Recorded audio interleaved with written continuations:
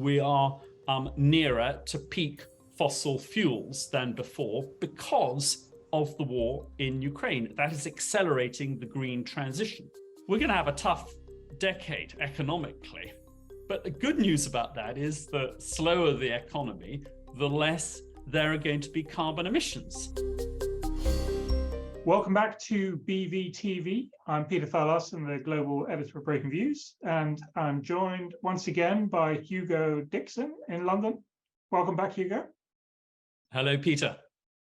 So, Hugo, you've just come back from the UN Climate Summit in Sharm el-Sheikh in Egypt, and you have some thoughts about the sort of the climate situation, but also the sort of the broader state of the world. And you've also been looking ahead to the meeting, the G20 meeting that's going on at this very moment, actually in Bali in Indonesia. So just give us a little sense of what it is that makes you think we have reason to be hopeful.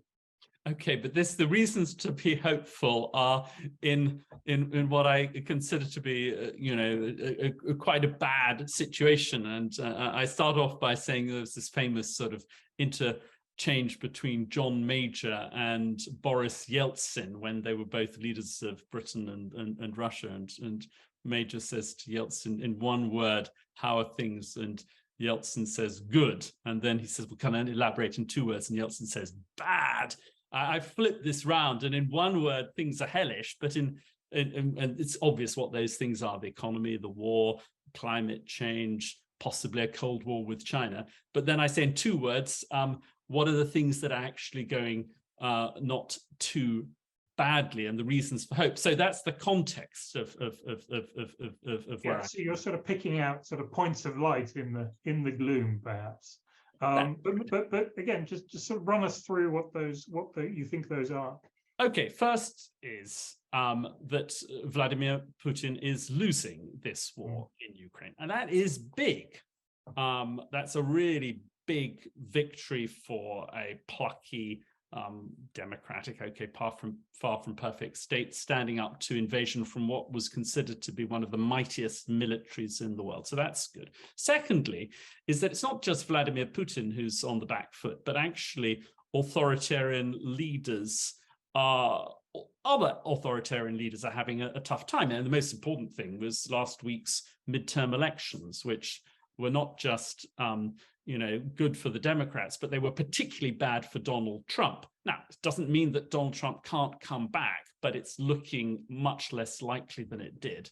Also, Bolsonaro being defeated in Brazil. And if you put those together, those are not just sort of right-wing populists who are nationalists and therefore against a sort of multilateral framework, which is, in my view, more or less good for humanity. They're also climate change deniers in one shape or form. And then I think the third thing I would point to is, again, another thing that's happened as a result of this war. Actually, two things have happened as a result of this war that are sort of silver linings. One is that the West is coming much more closely together, and the extended West, so the rich, developed countries, but also that there's been a blitz of diplomacy by Joe Biden and also some of the other Western countries with other developing countries. Yeah. And so there's a growing sense of a sort of an extended, even if we can't get the world working together, we can get an alliance working together that is more or less a sort of positive alliance. Yeah, which is, I mean, then it gets interesting, I suppose, in Bali this week for the G20. I mean, there is a sense that the G20, which came out of the 2008 financial crisis, doesn't really have a function anymore because its members are countries like China and Russia, although I think Russia's not attending. But these countries. Well, the foreign ministers attend, and Putin isn't, but the foreign minister. You're right. Putin is not there. So, doesn't that sort of highlight the fact that it's very difficult to get these countries around a table and get them to agree on anything at all?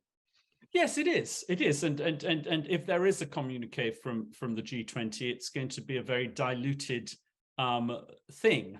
That said, you know, maybe you can get somewhere. If you can't get somewhere with the G20 because of Russia, and you probably can't get very far with the G19 because of China, maybe you can get somewhere with the, if not the G18, the G17 or the G16, and maybe, and I actually, the meeting, the summit that there was today between Xi Jinping and of China and Biden of America was actually mildly positive. I mean, I think that Biden gave the right message, which was that we're going to compete with you vigorously, but we are not going to let this thing descend into conflict. If, of course, it will take two. And it looks like Xi Jinping was receptive to that message. And he also reiterated in their communique what he'd said with his communique with the German chancellor last week, which is that more or less that nobody should be using nuclear weapons. Now, he didn't name Putin, but this is at least, okay, yeah, we are against nuclear Armageddon. Okay, that's a very basic minimum level of agreement.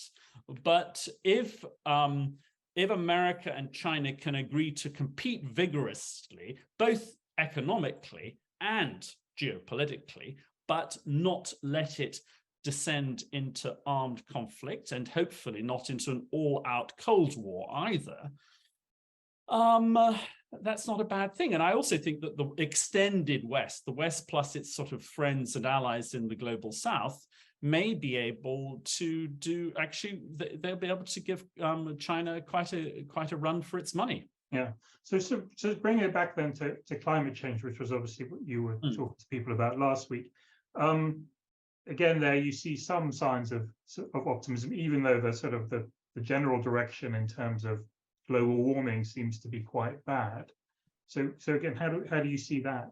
Okay, so Guterres, the UN Secretary General, said we're on the highway to climate hell, and I have to agree with that. But there are two good things. One is, and the International Energy Agency backed this up with a report just before the UN conference, that we are nearer to peak fossil fuels than before because of the war in Ukraine. That is accelerating the green transition. That's the first thing. The second thing, which is, well, we're going to have a tough decade economically.